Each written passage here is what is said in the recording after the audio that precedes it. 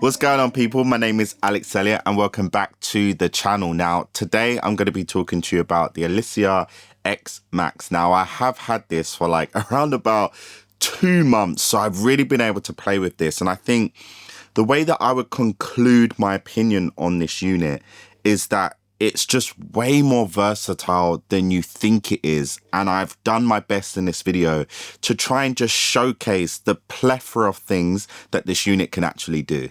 So if I wanted to use this like a traditional compressor, then I could simply engage it, set the link to 100%, and then by turning any of these bands, it will essentially link the threshold of the low, mids, and the sides.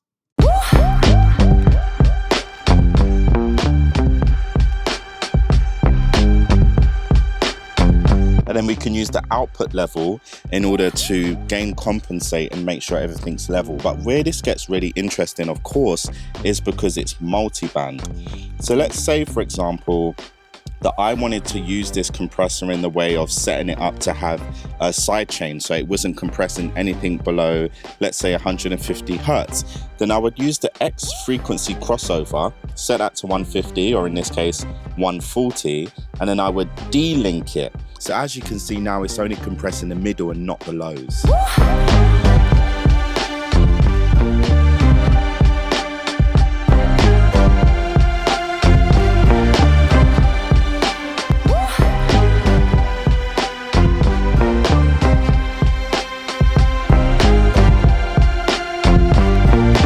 Now, where this gets really interesting is now, say I want to use it as a stereo widener, I can go ahead, I can turn all of that compression down, I can set my level back to 0, and then I can literally go to the sides, which is the gain, because you have separate gain for the lows, mids, and the sides, and I can just simply turn my sides up.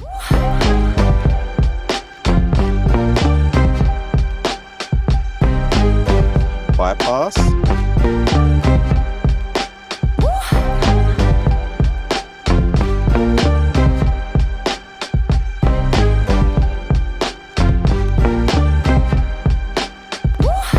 Now, let's say I wanted to use this as a saturator, for example, then I can go ahead, set my sides back down, set my level to 0, but then bring the clipper in and just adjust it until I see some gain reduction here.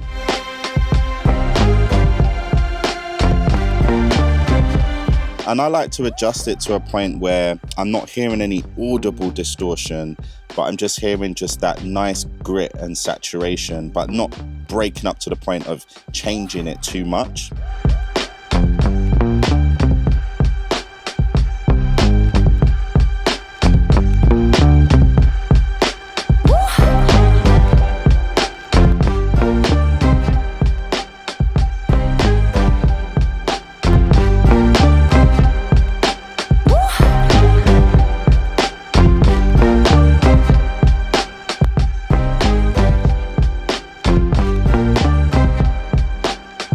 But now let's take it a step further, because all of a sudden, say I wanted to use this as a 3-band EQ. Honestly, the thing's so crazy. Remember, I set my crossover at 140. So if I turn down the low, that's now EQing like a low shell, for example, everything below 140. So let's say I wanted to get more low end. I could do that, and then I can adjust my clipper to compensate. I mean, listen to that.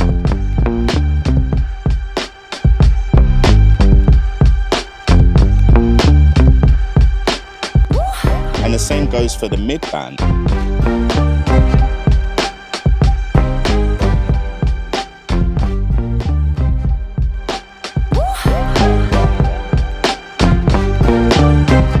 So really, like, this thing's so flexible, but of course the real power is when you take all of these controls, you add them together and just get your own flavor, your own sauce. So what I'm gonna do now is, with all of those things considered, I'm gonna just go through utilizing everything that this has to offer and just try and get an awesome sound out of this unit.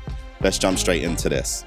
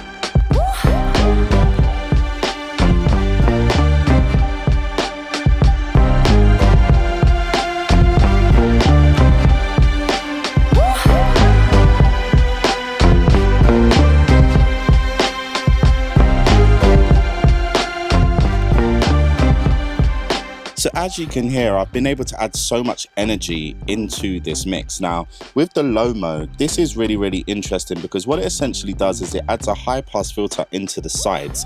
This is really, really useful. And this is fixed at 150 Hertz.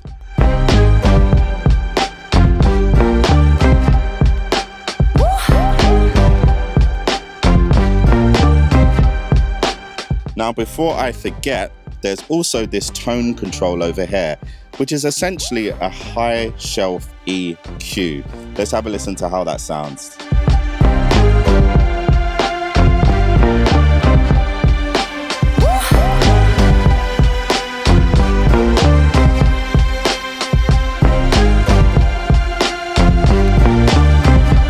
Adding some low.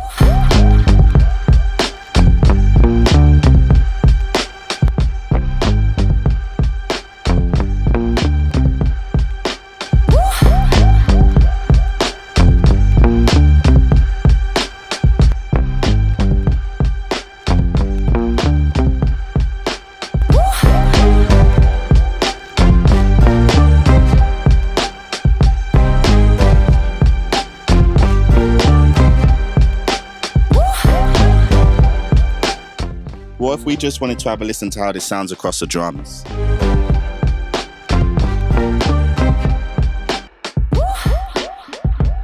So now we've got the drums by themselves. Let's get into this and let's see how things sound. We can go ahead and reset this all again as well.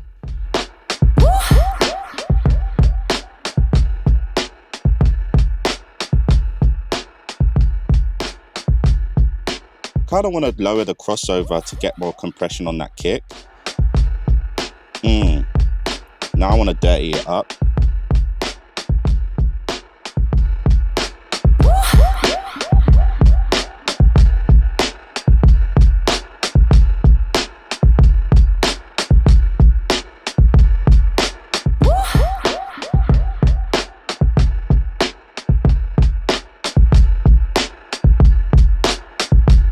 That sounds absolutely disgusting.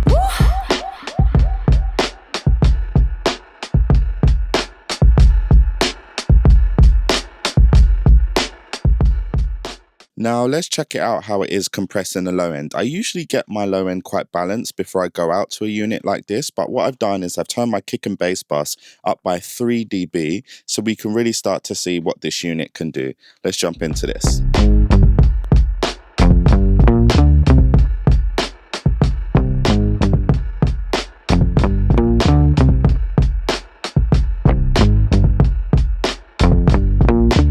Let's bring the low end up with the gain.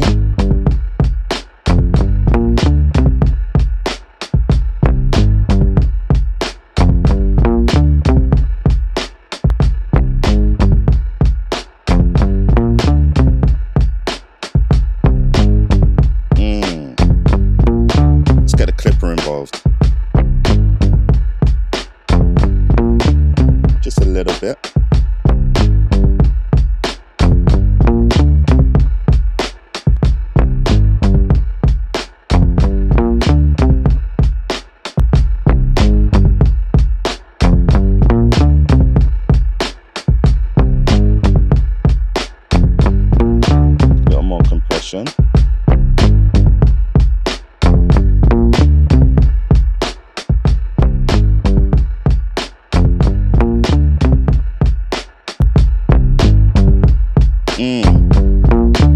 And that might be a bit too much distortion for some people, so I'll go ahead and back that off.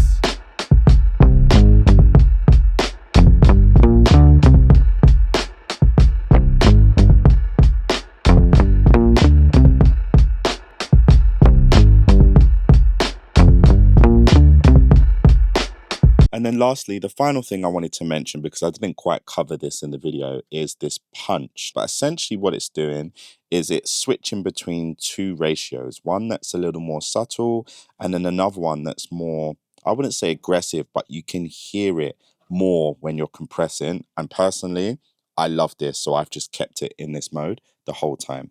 Now, I do want to say a huge thank you to Elysia for sending this unit over to me and allowing me to live with it for as long as I have, because honestly, I really didn't want to rush this video, but I wanted to really understand it, because one thing I know of Elysia, every time they make a product, you'll have what you think it can do, and then you'll have what they've designed it to do. And then there's always this other realm that you discover of creative possibilities where they put in these controls and functions that ultimately allow you to find your own personality with this unit. When I first got it, I was thinking, okay, clean, subtle, traditional, okay.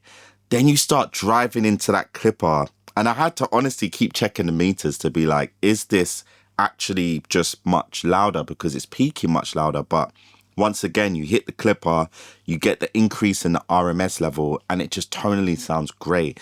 I've been messing around with it on synths. I've been messing around with it on drums. I haven't tested it out on vocals yet, but of course within mastering, we know it's going to fit well there. But it's such a versatile unit, and I really hope that you was able to understand that through this video. So once again, thanks to Elysia for sending this over to me, and be sure to check one out. Contact your local dealer. If you're in the UK, SX Pro is the way to go. Make sure to contact those guys. But other than that, you just got to get your hands on it and you just got to try it out. Yeah.